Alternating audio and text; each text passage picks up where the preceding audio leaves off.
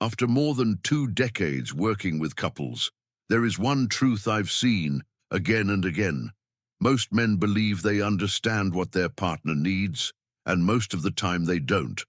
Not because they don't care, not because they aren't trying, but because no one ever clearly taught them how connection actually works in real life.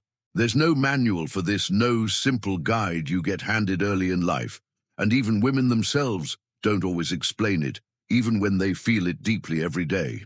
I'm Dr. Claire Dawson, and for over 20 years, I've worked with couples across Canada, different cities, different ages, different stories, but the same pattern repeats itself everywhere. Two people who once felt close, slowly drifting into emotional distance.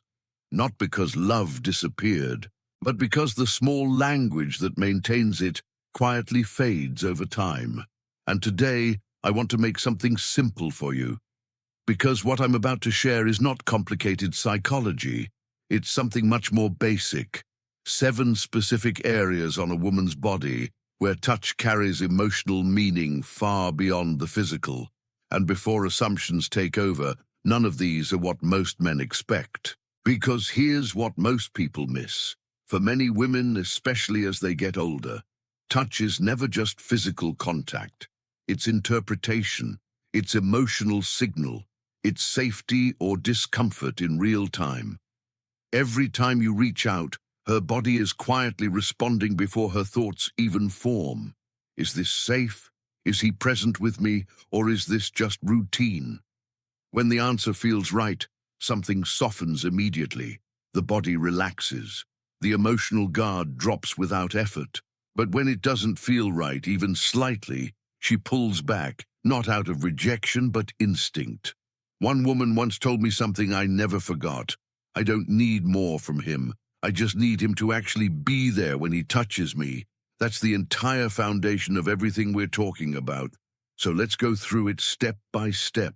The first area is the base of the neck, right where the hairline begins. This is where a lot of tension quietly collects. Stress, mental load, long days. It all settles here without being noticed. Most people ignore it completely, but a light, slow touch here can change the entire emotional rhythm of a moment. Not pressure, not massage, just presence. When this touch is calm and intentional, the body responds before the mind does. Breathing slows, shoulders release tension, the nervous system begins to settle, and often no words are needed.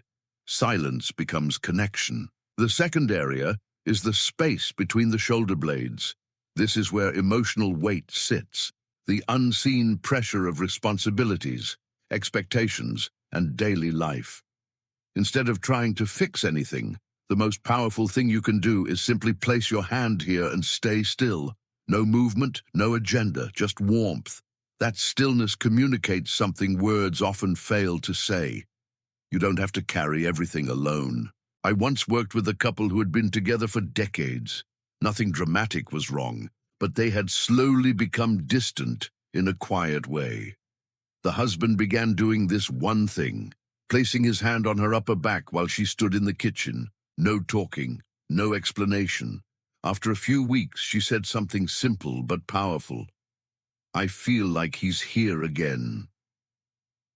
The third area is the hands, especially the palms and fingers.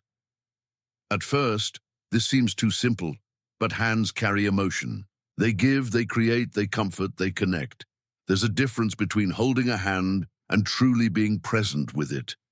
Slow movement matters, light tracing across the palm, gentle attention along the fingers, no rushing, no distraction. It becomes a quiet message. You matter to me in this moment.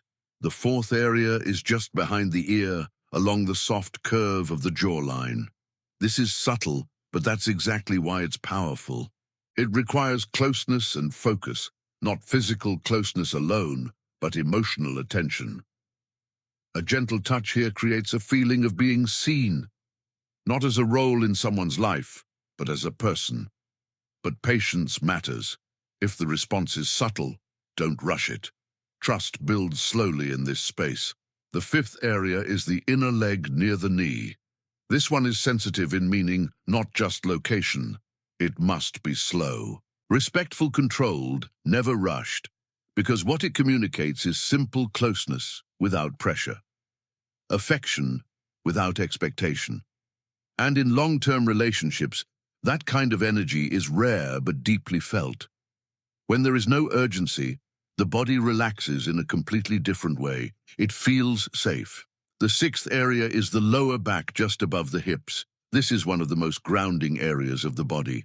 It supports posture, balance, stability, and emotionally, it carries the same meaning. A hand placed here, especially when standing close from behind, signals support, not control, not direction, support. It says without words, I'm here with you. No movement is needed, no performance, just steady presence. And that alone can shift how safe someone feels in a moment. The seventh area is the most overlooked, the lower abdomen just below the navel. This area is deeply connected to emotional regulation in the body. When touched with calm, unhurried intention, it doesn't feel like stimulation, it feels like grounding. But again, intention is everything here. No rush, no expectation, no hidden direction, just stillness and care. When done right, it creates a feeling of emotional safety at the deepest level. And that is what most relationships quietly lose over time, without realizing it. Now step back and look at all 7 areas together. The neck, the upper back, the hands, behind the ear, the inner knee area, the lower back, and the lower abdomen. None of this is complicated. None of this is hidden knowledge. But most relationships don't struggle because of a lack of love. They struggle because the small, consistent language of connection slowly disappears. Life becomes routine. Touch becomes automatic or disappears entirely, and two people who still care deeply start feeling emotionally far apart. I once worked with a man who believed his relationship was simply fading naturally. When I asked him when he last touched his wife without expecting anything in return, he couldn't answer, not because he didn't love her, but because he had stopped noticing those small moments entirely, so he started again slowly. A hand on her neck while she was reading, a simple touch on the back, no agenda.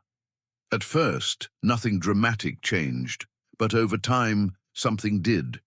She started leaning in again, smiling more, feeling closer without knowing exactly why.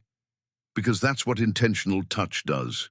It rebuilds emotional familiarity in quiet ways, and research supports this too. Long-term couples who maintain regular non-sexual touch consistently report stronger emotional connection and lower feelings of distance, even during stressful periods of life. Without it, people slowly become like roommates. With it, even ordinary days feel shared again. So here's the real message. Slow down, be present, and stop treating touch like something automatic.